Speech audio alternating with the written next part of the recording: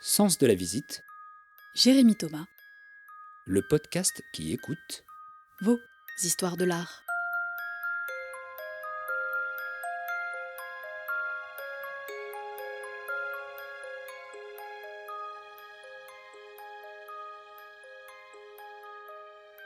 Je me souviens très précisément du jour où j'ai lu la dernière phrase du roman de Marcel Proust, À la recherche du temps perdu. Vu son ampleur, plus de 3000 pages et 1,5 million de mots plus tard, si vous le finissez, c'est sûrement que vous l'avez aimé.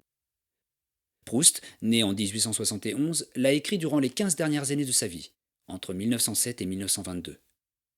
Il est aujourd'hui unanimement considéré comme l'un des meilleurs livres de tous les temps. Je vais essayer de le pitcher pour vous.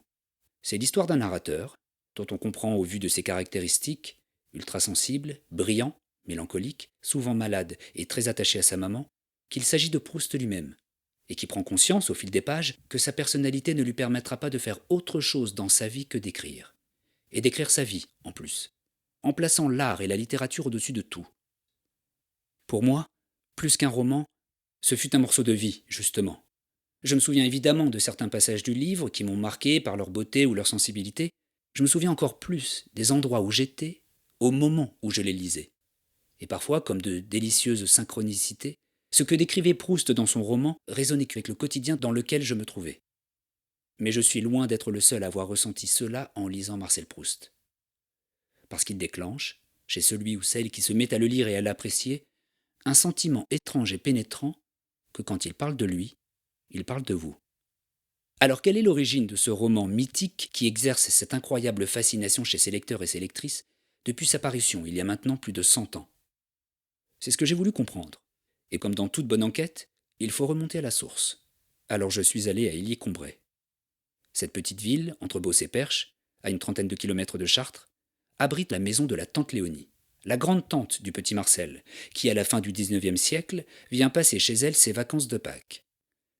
Les moments passés ici, en famille, les impressions, les souvenirs vont s'inscrire durablement dans sa mémoire et devenir les premiers mots d'un roman qui commence par « Longtemps je me suis couché de bonne heure ».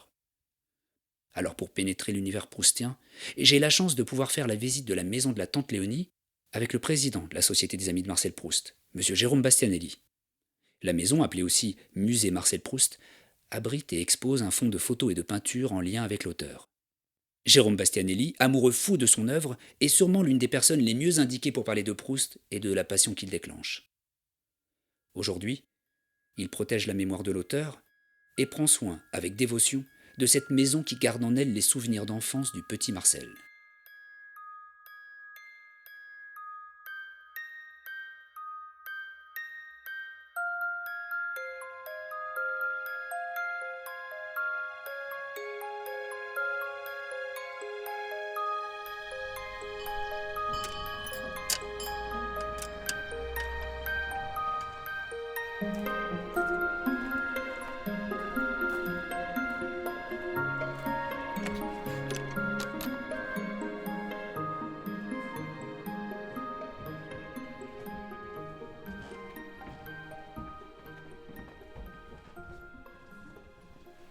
Oui, mais il faut que je décrive peut-être l'endroit, non? Là, on est dans le salon oriental, qui est la pièce sans doute que je préfère dans la maison de tante Léonie, parce qu'il y a ce très beau vitrail avec des couleurs jaune, orange, bleu, vert, rouge, qui décore toute la porte. Et quand il y a du soleil, comme en ce moment, là, ça projette sur le sol et sur les meubles, en fonction de l'orientation du soleil, tout un jeu de lumière. Et on peut imaginer à quel point Proust a été, quand il était enfant, a été fasciné par tout ça, parce qu'il parle de la lanterne magique, qui était un système de projection d'histoire pour enfants dans sa chambre. Mais ça, c'est typiquement la même chose que la lanterne magique, c'est-à-dire que ça projette non pas des histoires, mais des motifs géométriques colorés, mais sur les murs et sur le sol. Et je pense que s'il était sensible à la lanterne magique, il ne pouvait qu'être sensible aussi à ces jeux de reflets un peu orientaux, qui sont une invitation au voyage et à la rêverie, quoi. C'est très très beau. Vraiment, il faut venir attendre que le soleil frappe cette grande baie vitrée et apprécier les couleurs que ça crée. Comme on est rentré directement dans le vif du sujet entre les émotions, les impressions et l'enfance de Marcel, est-ce que vous pouvez me décrire où est-ce qu'on est? Donc nous sommes à Illiers-Combray, qui est à 25 km au sud-ouest de Chartres, donc en Eure-et-Loire, et c'est la ville dans laquelle le père de Proust est né, et dans laquelle la famille du père de Proust vivait. Et dans la famille du père de Proust, il y avait notamment la sœur du père, qui s'appelait Élisabeth Proust, et qui a épousé un monsieur Amiot. Et on est dans la maison de Élisabeth Proust et de Jules Amiot, dans laquelle Proust est venu enfant passer ses vacances de Pâques. Et ça l'a beaucoup marqué, à tel point que quand il commence la recherche du temps perdu, c'est de cette maison, de ces souvenirs-là qu'il parle. Pardon, est-ce que je vous empêche de visiter ? Il se trouve qu'on est dans les premiers jours après la réouverture des musées, justement. On se balade donc dans cette maison de la tante Léonie. Et puis, on fait la visite avec une personne qui est bien placée pour nous en parler, puisque c'est le président de la Société des Amis de Marcel Proust, Jérôme Bastianelli. Est-ce que vous pouvez me décrire votre activité, enfin, cette fonction de président de la Société des Amis de Marcel Proust ? Alors, la Société des Amis de Marcel Proust, elle est en fait assez atypique parce que c'est à la fois une société d'amis de musée, puisqu'on est dans cette maison qui est un monument historique et un musée. Donc il y en a une société d'amis de musée, de gens qui souhaitent aider à l'enrichissement des collections, aider au fonctionnement du musée, un musée associatif. Donc on peut ouvrir nos portes à nos visiteurs grâce au soutien de nos adhérents, puis au soutien de certains partenaires publics comme le Conseil départemental d'Eure-et-Loir aussi. Donc on est déjà ça, et puis on est aussi une association d'amis d'écrivains, c'est-à-dire de gens qui ont envie de se rencontrer ou d'avoir des informations, des échanges, de liens sur l'actualité proustienne. Et Proust, il se passe toujours, toutes les semaines, il y a soit un nouveau livre, soit un nouveau concert, un nouveau disque, un nouvel événement autour de Proust. Donc voilà, ça permet de faire vivre une petite communauté de passionnés, enfin petite, pas si petite que ça, parce qu'on est un peu plus de 650 adhérents aujourd'hui. Voilà, on est ça. C'est ça, la Société des Amis de Marcel Proust. Il se trouve que cette année, et même en ce moment, c'est un moment assez particulier dans l'univers proustien, parce qu'on est mi-mai. Et normalement, c'est le pèlerinage des aubépines, ou c'est à peu près dans cette période-là qu'il y a la journée des aubépines, c'est pouvait avoir lieu, qui est une sorte de pèlerinage des Proustiens Hélier Combray. Et puis on est aussi l'année des 150 ans de la naissance de Marcel Proust, c'est pas rien. Alors nous sommes mi-mai, effectivement, la tradition dans la Société des Amis, c'était d'organiser, c'est une tradition qui remonte à Robert Proust, donc c'était dans les années 30, le frère de Marcel. C'était d'organiser des lectures sur certains lieux, à la maison de Tante Léonie, puis aussi aux alentours, dans un jardin qui s'appelle le Pré-Catelan, et puis à d'autres endroits d'Hélier, une sorte de pèlerinage, comme vous le dites, et c'était des choses qui sont faites régulièrement, évidemment, là, avec la crise du coronavirus. Là, on n'a pas pu la faire l'année dernière, on n'a pas pu la faire cette année.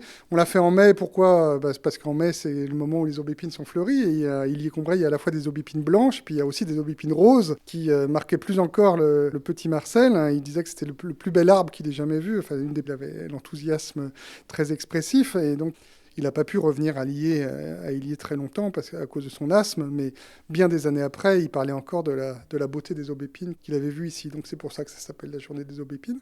Est-ce que vous pourriez me décrire la pièce où on est, puisqu'on va faire une petite visite de cette maison de la tante Léonie ? La pièce où on est actuellement, c'est un salon. On est au rez-de-chaussée, ça s'appelle le salon rouge, eu égard à la couleur des tissus qui revêtissent les murs. Donc on peut imaginer que c'était le salon dans lequel les Proust-Amiot et leurs invités, quand donc la famille Proust parisienne venait ici, se réunissaient après le dîner pour converser. Donc ce qui est intéressant, au-delà du mobilier, c'est comme on est un musée, on a aussi accroché dans cette pièce un certain nombre de tableaux intéressants. On a ici 3 aquarelles de Madeleine Lemaire, donc c'était une amie de Marcel Proust, qui était connue pour ses aquarelles de fleurs. Elle a peint des centaines de fleurs. Et je ne sais plus qui disait qu'après Dieu, c'était Madeleine Lemaire qui avait créé le plus de fleurs. Et puis un peu plus loin, dans un coin, on a un tableau de Paul Bénière, qui était lui aussi un ami de Proust, un tableau qui représente les petites montagnes qui sont au bord du lac Léman. Et ça, c'est un tableau intéressant parce que donc, Paul Bénière est un peintre ami de Marcel. Et un jour, il faisait une exposition dans une galerie parisienne, et Marcel Proust est trop souffrant pour aller voir l'exposition. Il demande à Céleste Albaret, sa gouvernante, d'aller à l'exposition et de lui acheter un tableau. Et Céleste revient avec ce tableau-là, qui nous a ensuite été donné par la fille de Céleste Albaret. Donc... J'ai lu grâce au compte Twitter de la Société des Amis de Proust, qui a 2 jours, c'était le centenaire de la visite de Marcel Proust au musée du Jeu de Paume, pour aller voir un tableau de son cher Vermeer, justement. Oui. Et c'était un moment important pour lui, parce que je crois qu'il était dans la dernière année de sa vie. On ne connaît pas la date exacte à laquelle Marcel Proust est allé voir cette exposition au musée du Jeu de Paume à Paris, mais on sait que c'est entre le 16 et le 24 mai, donc on n'en est pas très très loin. Et en fait, il avait déjà vu la vue de Delphes de Vermeer quand il était allé en Hollande au tout début du XXe siècle. Et ça l'avait déjà marqué. Et puis, il a l'occasion, donc, au moment où cette exposition parisienne se monte, d'aller la revoir.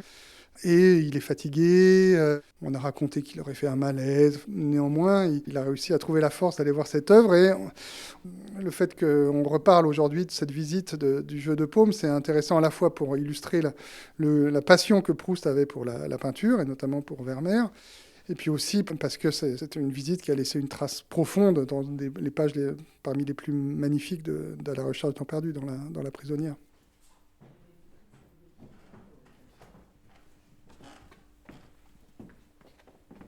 Alors là, on est rentré dans la salle à manger. C'est une salle boisée, dans un style empire. Alors elle est intéressante parce que Proust en parle dans La recherche, mais il en parle dans un texte antérieur qui s'appelle Sur la lecture. Et il raconte qu'il aimait bien venir lire dans cette salle à manger, le dimanche matin.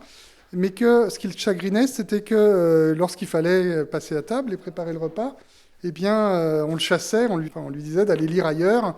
Ça troublait un petit peu son rythme de vie parce qu'il aimait bien venir ici. Donc c'est une salle, oui, là aussi qu'on a reconstituée dans un style oui, d'époque, avec grand lustre, très boisé, donc un parquet, des meubles en bois, tout sur les 3 murs. Enfin, et voilà, on peut imaginer que la famille Proust et ses invités se réunissaient autour de cette table pour manger des asperges et le bœuf en gelée préparé par Françoise, ou celle qui tient le rôle de Françoise dans La recherche.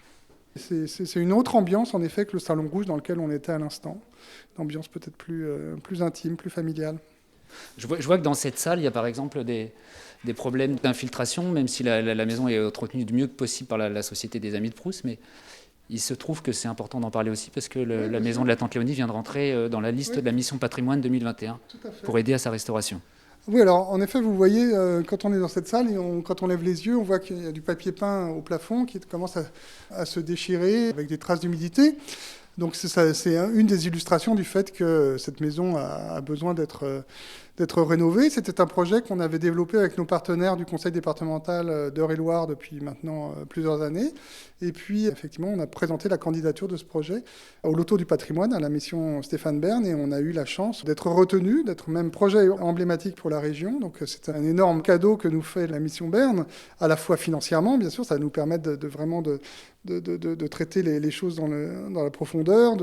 Notre objectif n'est pas de moderniser, c'est vraiment de donner toujours aux visiteurs l'impression que la fameuse tante Léonie, elle vient de partir faire ses courses et que si on reste 2 minutes de plus dans la maison, on va la croiser revenant avec ses courses.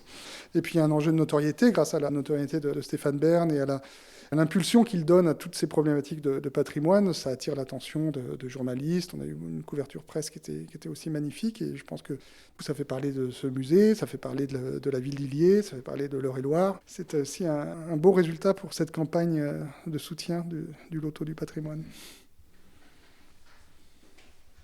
Ça, c'est beau, non ? C'est magnifique. Bonjour, monsieur.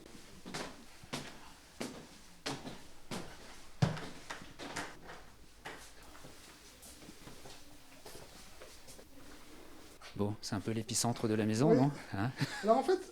Alors en fait, faut voir que dans cette maison, il y a 2 niveaux de lecture différents, si je puis dire, 2 niveaux de visite. C'est ce qu'on essaye de faire comprendre aux visiteurs, peut-être maladroitement, mais c'est qu'il y a un premier niveau qui est le rez-de-chaussée, d'où on vient, qui est une reconstitution d'une maison de bourgeois de la fin du 19e siècle, avec leur mode de vie, la cuisine, le salon. C'est plutôt la partie vraiment historique, elle est plutôt au rez-de-chaussée. Alors que l'étage, c'est plutôt la reconstitution de cette maison telle que Proust l'a décrit dans son œuvre. C'est-à-dire qu'on s'est plutôt inspiré de ces textes. Excusez-nous, on est dans la chambre de Marcel Proust. On est dans la chambre de Marcel Proust, oui, là où on imagine qu'il dormait quand il était enfant et qu'il venait. C'est donc une chambre qui donne sur le jardin. On sait qu'il n'aimait pas du tout les soirs où ses parents et son oncle et sa tante recevaient M. Swann dans le jardin à dîner, parce que ce soir-là, lui, comme il était enfant, il partait se coucher tôt, et sa mère était retenue par les usages sociaux et la politesse à la table, et du coup, elle ne pouvait pas venir l'embrasser, et ça le chagrinait profondément, et il savait qu'il allait fâcher sa mère en insistant, mais il ne pouvait pas s'empêcher de la fâcher, et il insistait pour qu'elle monte quand même. Enfin, c'est le tout début, les premières crises d'hypersensibilité du narrateur tournent autour de cette question-là. C'est des pages magnifiques qui s'offrent au lecteur dès le début de la recherche du temps perdu. Et là, c'est la même chose. On est cette fois-ci juste en face dans la chambre de la tante, cette fameuse tante Léonie, qui nous dit qu'elle aimait bien regarder dans la rue tout ce qui se passait, toute la chronique de la vie quotidienne d'Illiers, les gens qui étaient en retard à la messe, les chiens errants, etc. Et on a un papier peint qui n'est pas tout à fait d'origine, mais on a un fragment du papier peint d'origine qu'on a installé aussi, donc on a encadré. Donc on voit que le papier peint qui est actuellement au mur ressemble quand même fortement au papier peint d'origine. Et tout le travail de rénovation, enfin une partie du travail de rénovation, va être justement de retrouver, peut-être même de reproduire à l'identique cette partie du papier peint d'origine pour conserver le caractère de cette pièce.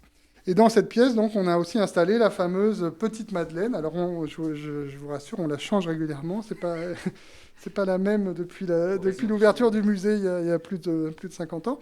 Pour rappeler que c'est cette fameuse tante Léonie qui préparait de la verveine et de la Madeleine. C'est le premier souvenir, un premier effet de mémoire involontaire qui va être provoqué par cette Madeleine. Et la mémoire involontaire, en fait, c'est la manière dont on s'aperçoit qu'on est finalement un peu immortel, puisqu'on arrive à revivre malgré nous des événements qu'on croyait perdus à jamais dans notre mémoire. C'est l'importance de l'émotion et du ressenti plus que de l'intelligence.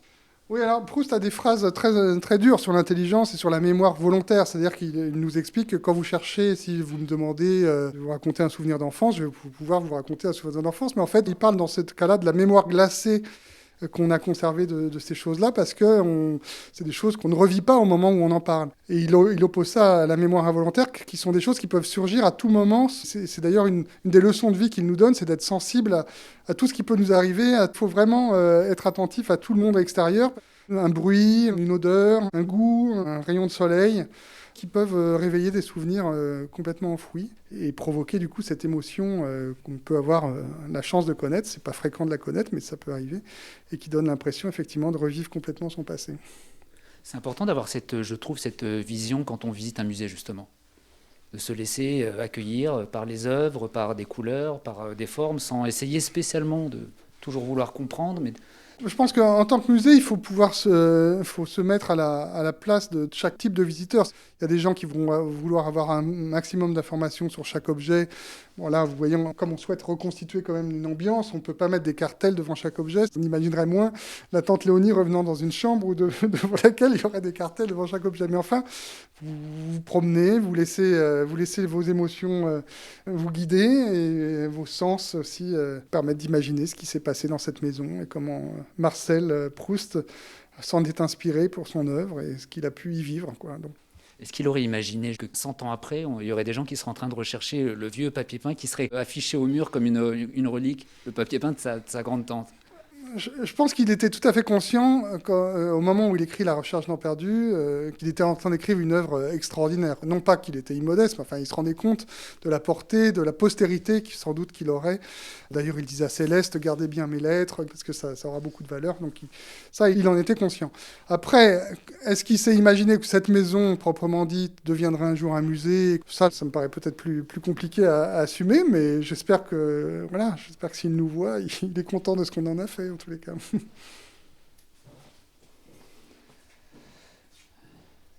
C'est le début de la recherche. C'est le début de la recherche, oui, ça se passe là. Il est là, on peut l'imaginer accoudé là, en train d'espérer que sa mère va monter. Sa mère étant dans le jardin, et puis elle ne monte pas. Alors, il est triste, donc il finit par l'appeler, elle monte. Il a peur de la fâcher, de fâcher son père plus encore. Mais il aura quand même son baiser du soir.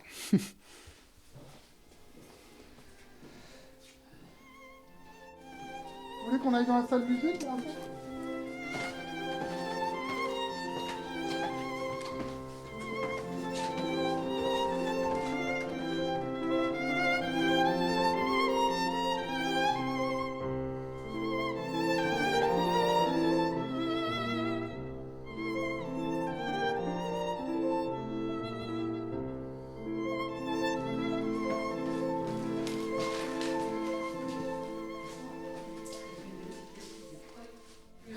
Non, mais on se trouve dans la salle du musée, vraiment de la tante Léonie. Donc ça s'appelle salle musée parce qu'on est à la fois un monument historique et un musée qui collectionne et qui propose aux visiteurs des photographies, des manuscrits, enfin tout un tas de documents, des tableaux aussi qui ont lien avec Proust ou avec sa famille ou avec son œuvre. C'est une salle qu'on vient de complètement refaire, là, avec le soutien de la Direction régionale des affaires culturelles, pour présenter à la fois une introduction à la visite. Donc vous avez un certain nombre de panneaux qui vous expliquent pourquoi cette maison était dans la famille Proust, qui y vivait, à quelle occasion Proust y allait, qu'est-ce qu'on en a retenu. Donc vraiment ce que vous allez voir quand vous allez visiter la maison. Des documents sur la maison historique telle qu'elle était fin du 19e, début du 20e siècle. On présente aussi ces photos vitraux qui sont assez originales. Donc c'est des photos qui ont été mises en vitrail et qui sont donc rétroéclairées. Et c'est notamment celle-là qui est très belle du père de Proust. Pictural, les photos de Nadar. Là, en l'occurrence, c'est toute la famille de Proust, mais on a aussi dans une salle au 2e étage tous les amis de Proust qui ont été photographiés par Nadar, tous les amis, les aristocrates, les peintres, les musiciens que Proust a connus. Excusez-moi, mais lui, petit, hein. Ah oui, on a Proust enfant, voilà. Proust enfant, il y a 2 photos, donc là, il doit avoir une dizaine d'années. Donc c'est à peu près l'âge auquel il est venu ici, avec un énorme nœud papillon, là, le regard déjà assuré, les paupières un peu épaisses, les cheveux bien taillés. Une belle photo. On a ici une petite photo de Reynaldo Hahn, originale, dédicacée à Marcel Proust. Reynaldo Hahn, compositeur de musique, qui a été l'ami et l'amant de Marcel Proust quand ils avaient 24-25 ans. Et donc là, c'est une photo qui est dédiée à Marcel Proust, qu'on a achetée récemment, l'année dernière. On peut imaginer à quel point Proust a pu la tenir sur son cœur. Il l'a regardée avec sensibilité et affection. Et il l'a gardée toute, pendant longtemps. Donc. Puis là, il y a un mur vide, juste derrière vous, enfin, un pan de mur vide. Et c'est là qu'on installera le 10 juillet un tableau de Thomas Alexander Harrison qu'on vient d'acheter grâce à une souscription publique qui a très bien marché et qui représente Begmey, la plage à Begmey. Et on parlait de Reynaldo Hahn justement, et le premier voyage que Proust va faire en Bretagne en 95, ils vont aller tous les deux, ils vont d'abord aller voir Sarah Bernard à Belle-Île, et après ils vont aller dans l'atelier de ce Thomas Alexander Harrison, ils vont lier connaissance. Harrison, peintre américain vivant en France, qui a fait beaucoup de marine. C'est l'un des modèles du peintre fictif Elstir dans La recherche du temps perdu. Et donc, on a eu la chance de pouvoir acquérir ce très beau tableau qui a été peint, d'une part, l'année où Proust et Reynaldo Hahn étaient à Begmey. Donc, peut-être que Proust l'a vu dans l'atelier du peintre et qui, en plus, représente Begmey. Donc, ça fait 2 raisons pour lesquelles notre choix s'était porté sur cette œuvre. Et c'est un superbe enrichissement de nos collections grâce à tous les souscripteurs et puis grâce au ministère de la Culture qui nous a aussi soutenus sur cette opération-là. Donc, voilà, on a laissé un petit pan de mur pour... Un petit pan de mur blanc. Voilà, petit pan de mur blanc pour offrir à Marcel Proust un petit cadeau d'anniversaire pour le jour de son 150e anniversaire. Ce qui est très chouette, c'est qu'on a regardé pendant ce moment-là, on a regardé le mur, vraiment comme s'il était là. Voilà, fallait imaginer le tableau. Il se trouve, je vais raconter un peu ma vie, mais il se trouve que donc, j'ai grandi à Illier-Combray jusqu'à mes 15 ans, et qu'avec mes copains, on voyait parfois passer des gens qu'on trouvait assez étranges, des gens très citadins, venant des États-Unis, du Japon, enfin des 4 coins du monde, et qui venaient comme en pèlerinage ici à Illier. Qu'est-ce qui fait que Proust a réussi à déclencher des passions aux États-Unis, au Japon, évidemment en France, des gens de beaucoup de générations qui ont un rapport presque fétichiste, ou en tout cas vraiment passionné, avec son œuvre? C'est son caractère magique. C'est d'ailleurs, Reynaldo Hahn en parlait dans un texte, je crois, qui est publié dans le Figaro en 1945, donc bien après la mort de Proust. Reynaldo Hahn dit qu'il n'avait jamais vu quelqu'un d'aussi clairvoyant, quelqu'un qui allait deviner ce que vous alliez dire avant même que vous le disiez. Et il attribuait d'ailleurs à cette forme de clairvoyance le fait que Proust avait réussi à traduire des livres en anglais, des livres de John Ruskin, sans lui-même parler anglais. Donc, c'était une forme de clairvoyance très poussée, mais... Et donc, son ambition, d'ailleurs, Proust le dit dans Le Temps retrouvé, c'était de faire en sorte que chaque lecteur se dise « Mais comment fait-il ? Il ne parle pas de son héros, il parle de moi. » C'est-à-dire qu'il vous tend un miroir dans lequel vous revoyez vos propres émotions. Et ça, il arrive à le faire, alors que c'est un roman qui est quand même très ancré dans son temps. Il parle de l'affaire Dreyfus, il parle de la guerre, l'évolution sociologique des salons aristocratiques de l'époque. Donc, il est très ancré dans cette transition entre le 19e et le 20e siècle. Et pourtant... tout en parlant de choses qui, vues de nos années 2020, peuvent paraître un petit peu lointaines, il arrive à nous donner l'impression qu'il parle de nous. Et donc, s'il arrive à nous parler de l'impression qu'il parle de nous, alors qu'il parle de choses qui ont lieu de 120 ans plus tôt, il peut arriver à donner l'impression à un Japonais, ou à un Italien, ou à un Mexicain, ou whatever, des centaines de chercheurs qui ont essayé de décortiquer tout ça, comment il fait pour que, quand vous lisez Proust, à condition que ça prenne un peu, ça ne prend pas chez tout le monde, mais quand ça prend, vous avez vraiment l'impression qu'il parle de vous, qu'il décrit. C'est des choses que vous avez vécues. Alors, pas forcément tout, à toutes les pages. J'ai jamais connu quelqu'un qui a lu Proust, aimé Proust, sans se dire au moins une fois ou deux, Comment il fait pour savoir ce que je pense, pour décrire mieux que ce que j'aurais pu le faire, les émotions ou les sentiments que j'ai éprouvés. Et une fois que vous avez trouvé ça, vous n'avez plus envie de le lâcher, quoi. Vous dites, ça devient un livre de référence. Mais vous, justement, la vôtre? Moi, c'est une vieille histoire qui date du bac français, en 1986, où il y avait un extrait d'Albertine disparue à commenter. Et moi, je n'avais jamais fait de commentaire de texte, très peu, parce que j'étais dans une filière scientifique, et en général, les scientifiques prenaient plutôt l'option résumé-question, parce que c'était moins littéraire. Bref, donc je m'étais entraîné à faire résumé-question. Et ce jour-là, le jour du bac, l'extrait était tellement beau que j'ai pris commentaire de texte. Comme je n'avais aucune technique de commentaire de texte, j'ai eu une assez mauvaise note, mais néanmoins, le verre était dans le fruit. Le texte était magnifique. C'était ce qui commence par que le jour est lent à mourir par ces soirs démesurés de l'été, parce que c'est le narrateur qui a perdu, donc a appris la mort de sa fiancée, Albertine. C'est l'été, il fait chaud, il est évidemment très triste, rongé par le chagrin. Il a l'impression que la nuit va lui permettre d'adoucir un petit peu son chagrin, donc il appelle la nuit de ses voeux. Évidemment, la nuit arrive et il n'est pas beaucoup moins, même pas du tout moins chagriné, donc il va tourner en rond la nuit et l'extrait se finit 15 pages plus bas par « Ah, quand la nuit finirait-elle ?» parce qu'à contrario, il espère que c'est le retour de l'activité journalière, diurne, qui va lui permettre de penser à autre chose.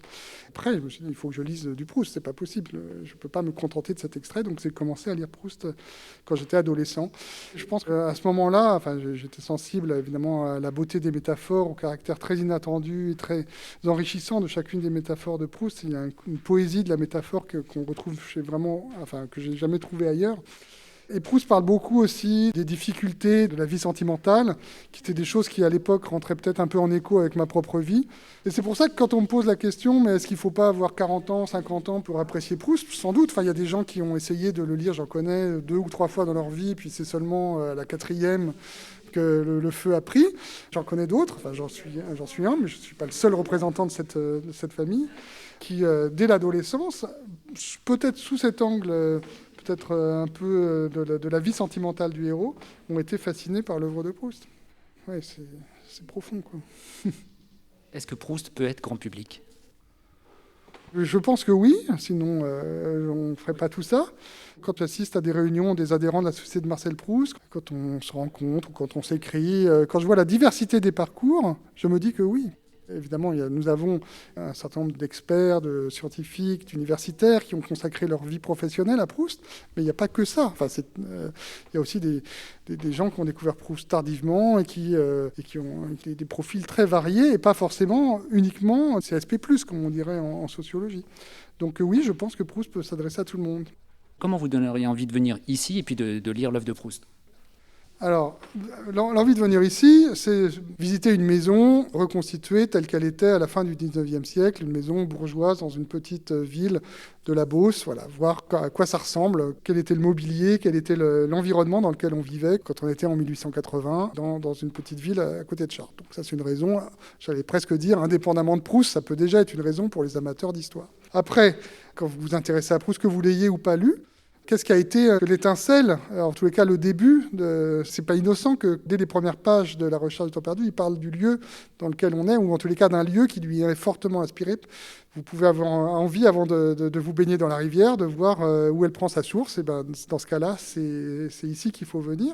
Donc ça peut être une incitation, une introduction, si vous voulez, à la lecture. Et puis pour les Proustiens, comme vous l'avez dit tout à l'heure, c'est une forme de pèlerinage, de mise en relation entre vos propres émotions et celles que vous imaginez que l'enfant Proust a eues quand il était ici. Donc ça apporte une dimension supplémentaire à votre compréhension de l'écrivain. Est-ce que vous ressentez, vous, sa présence quand vous venez ici à la maison de la tante Léonie ? Est-ce que vous avez des émotions particulières, un ressenti spécial quand vous êtes dans cette maison ? Il y a quelques moments, une sorte de flash, où je me dis quand même, là je suis en train de porter le regard sur des choses qu'il a vues lui-même, qui lui ont sans doute parlé. Quand il y a un rayon de soleil sur ce vitrage, je me dis il a forcément été sensible au même rayon de soleil. Il y a des moments comme ça, rares, mais intenses, dans lesquels tout d'un coup me revient l'idée que je ne suis pas dans une maison quelconque, je ne suis pas dans un musée quelconque, mais je suis dans un musée, dans une maison où Marcel Proust, enfant, est venu. Lui, il considérait que l'art était plus réel que la vie. Est-ce que vous, sans avoir lu La Recherche, votre vie était la même ? Ah non, ma vie n'aurait pas du tout été la même si je n'avais pas lu la recherche. Enfin, d'ailleurs, je ne serais pas là si je n'avais pas lu la recherche. Je ne serais pas avec vous en ce moment. Je ne peux pas vous dire, c'est toujours les comparaisons sont compliquées. On ne peut pas dire qu'elle aurait été plus ou moins heureuse, mais en tous les cas, rétrospectivement, j'ai l'impression qu'elle aurait été moins riche. Quand Proust dit que l'art est plus important que la vie, c'est qu'il attribue au pouvoir d'émotion, au pouvoir d'imagination, une force qui l'oppose à la vie réelle, qui finit toujours par nous décevoir d'une quelconque manière. On imagine tout un tas de plans quand on prévoit un voyage, quand on prévoit une rencontre amoureuse, on se dit que ça va être formidable, et puis finalement, bon, oui, c'est pas mal, la cathédrale, elle est assez jolie, mais bon, on est toujours un tout petit peu déçu par rapport à ce qu'on avait imaginé. C'est l'art qui va nous permettre de ne pas être déçus, parce que l'art nous apporte quelque chose toujours de nouveau et qu'on ne peut pas, sauf si on est soi-même l'artiste créateur, mais qu'on ne peut pas imaginer parce que c'est forcément un regard nouveau sur le monde, donc on ne peut pas l'imaginer nous-mêmes. Donc c'est pour ça que l'art, finalement, en quelque sorte, déçoit moins que la vraie vie.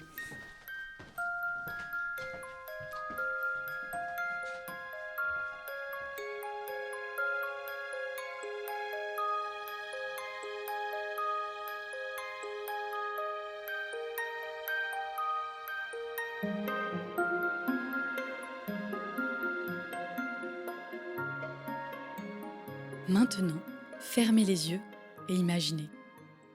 Vous vous trouvez devant un grand portail bleu. Sur votre droite, une cloche que vous avez fait tinter.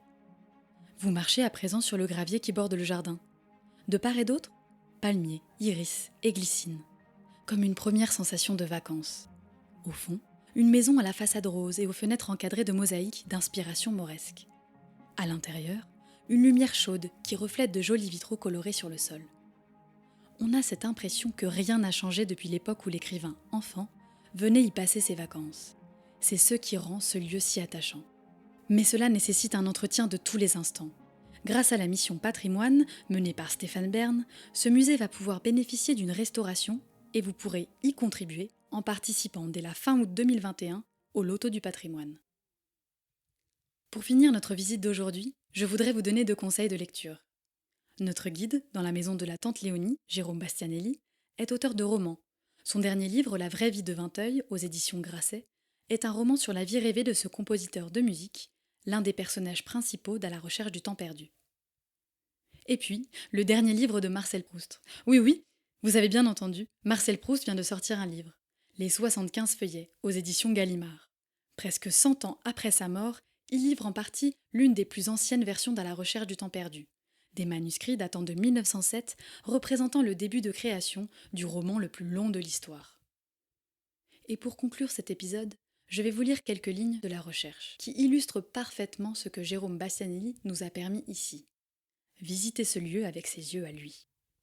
Le seul véritable voyage, le seul bain de jouvence, ce ne serait pas d'aller vers de nouveaux paysages, mais d'avoir d'autres yeux, de voir l'univers avec les yeux d'un autre. Si cet épisode vous a plu, commentez-le sur vos plateformes d'écoute et partagez-le. Très prochainement, une page de financement participatif sur le site Patreon va être lancée pour continuer à vous transmettre de belles histoires de l'art.